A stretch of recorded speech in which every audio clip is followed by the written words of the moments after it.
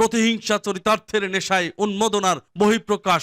জনগণ বিশ্বাস করে ডামি আওয়ামী সরকার শত শত নিরীহ ছাত্র জনতা হত্যা, গুম ও দত্ত, অসহিঞ্চতা ও মহাদুর্নীতিকে পর্দার আড়ালে রাখতে এই পরিকল্পিত অপপ্রচার। আমরা বাংলাদেশ জাতীয়তাবাদী যুবদলের পক্ষ থেকে তারেক রহমানকে নিয়ে সরকারের উদ্দেশ্য প্রণোদিত সব চক্রান্তের তীব্র নিন্দা, ধিক্কার এবং প্রতিবাদ জানাই। ব্যারিস্টার অনিকের প্রশ্ন, যে প্রাণগুলো গেছে তারা কি আমাদের সম্পদ নয়? সুপ্রিম কোর্টের আইনজীবী ব্যারিস্টার অনিক আর হক বলেছেন, মেট্রো রেল, এলিভেটেড এক্সপ্রেস এর কথা বলি, এগুলো আমাদের সম্পদ, কিন্তু যে প্রাণগুলো গেছে তারা কি আমাদের সম্পদ নয়? তারা চলে যাওয়ায় সম্পদ তো আরো বেশি ক্ষতি হচ্ছে। মৃত্যু বন্ধ করুন। দেশের বিভিন্ন জায়গায় আন্দোলনরত বিক্ষোভকারীদের ওপর গুলি না চালানোর নির্দেশনা চেয়ে করা রিটের শুনানিতে এসব কথা বলেন তিনি।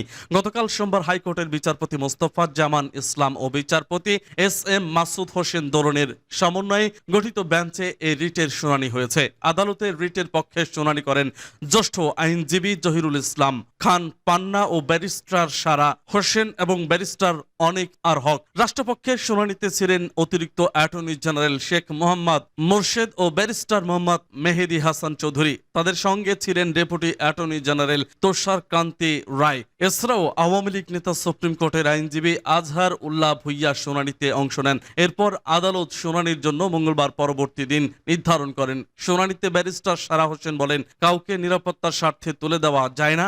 গ্রেপ্তার করলে বলতে হবে কোথায় নিচ্ছে, কেন নিচ্ছে, কে নিচ্ছে। এখানে যারা নিয়েছে তারাই বলছে তাদের কাছে রাখা হয়েছে। কোনো আইনে নেই এভাবে কাউকে তুলে নেওয়া যায়। আপনাদের সামনে যাতে তাদের হাজির করা হয় অথবা মুক্ত করে দেওয়া হয়। তারা বলছে নিরাপত্তার স্বার্থে রাখছি, এই ক্ষমতা তাদের কোথায় দেওয়া আছে? একজনকে তার ইচ্ছার বিরুদ্ধে তুলে নিয়ে অন্য কারো কাছে রাখা যাবে কোথায় আছে? কোথাও লেখা নেই এভাবে কাউকে তুলে নেওয়া যায়। জ্যেষ্ঠ আইনজীবী জেড আই খান পান্না বলেন, মুক্তিযুদ্ধের চেতনার নাম দিয়ে যে কার্যকলাপ হচ্ছে তা মেনে নেওয়া যায় না। কোনো মুক্তিযোদ্ধা যদি বুকে হাত দিয়ে এ সময় হাইকোর্টে বলেন, এ বিষয়টি আপিল বিভাগ নিষ্পত্তি করেছে। জেড আই খান বলেন, আমি যদি দেখতাম ছাত্ররা নিরাপদে ঘুরতে পারছে, স্কুল কলেজে যেতে পারছে, তাহলে আমার কোনো আপত্তি ছিল না। আপত্তি হলো রাতে যখন ব্লক রেড দেয় এক একটা এলাকায়। ৭১ সালে যেমন হয়েছিল। জেড আই খান পান্না বলেন, ৭১ সালে দেখেছি পাক হানাদাররা রাতের বেলা ব্লক রেড দিয়ে খুঁজতো মুক্তি বাহিনী আছে কিনা। আজ ২০২৪ সালে আমরা দেখলাম দরজায় দরজায় নক করে খোঁজ করছে ছাত্র আছে কিনা। যদি ছাত্র থাকে তাহলে তাদের মোবাইল ফোন চেক করে। এটা কোনো আইন আছে? তারা সীমা অতিক্রম করছে বিজিবির সীমান্তে। অতিরিক্ত অ্যাটর্নি জেনারেল এস এম মনির পান্নার উদ্দেশ্য বলেন, এই বক্তব্য পল্টন ময়দানে দেন। জবাবে জেড আই খান পান্না বলেন, আমি পল্টন ময়দানে বক্তব্য দিয়ে এসেছি, রাজাকারগিরি করিনি। এ সময় তিনি আদালতকে উদ্দেশ্য করে বলেন, এই তো সরকারের অবস্থা, বাইরে কি হবে? কোর্টের ভেতরে সরকারের অবস্থা এই, বাইরে কি করে এরা সেটা আমি বলতে চাই না।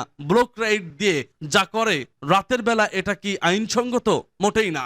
আদালত বলেন, যদি আটক না করে দিনের পর দিন রাখেন কিভাবে? শেখ মোহাম্মদ মোরশেদ বলেন, পরিবারের পক্ষ থেকে কেউ বলছে তাদেরকে আটক করা হয়েছে। যদি গ্রেপ্তার করা হতো তাহলে ২৪ ঘন্টার মধ্যে আদালতে নেওয়া হতো। পরে এ বিষয়ে মঙ্গলবার পরবর্তী শুনানি ও আদেশের জন্য দিন ধার্য করা হয়। এর আগে সুপ্রিম কোর্টের আইনজীবী মঞ্জুর আল মতিন বলেন ও আইনুন নাহার সিদ্দিকী রিটটি জারি করেন।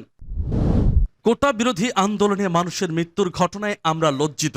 হাইকোর্ট বলেছেন, সব মৃত্যুর ঘটনাই দুঃখজনক। কোটা বিরোধী আন্দোলনকে কেন্দ্র করে সহিংসতা ও মানুষের মৃত্যুর ঘটনায় লজ্জিত। মঙ্গলবার বিচারপতি মোস্তফা জামান ইসলাম ও বিচারপতি এস এম মাসুদ হোসেন দোলনের হাইকোর্ট বেঞ্চ এ মন্তব্য করেন। আন্দোলনকারীদের ওপর গুলি না চালানোর নির্দেশনা ও কোটা বিরোধী আন্দোলনের ৬ জন সমন্বয়কের ডিবি হেফাজত থেকে মুক্তির নির্দেশনা চেয়ে রিটের শুনানিতে আদালত এ মন্তব্য করেন। আদালত আরো বলেন, সংবিধান ও আইনে সব বিষয় লেখা আছে, কিন্তু আমরা কেউ সংবিধান আইন মেনে চলছি না।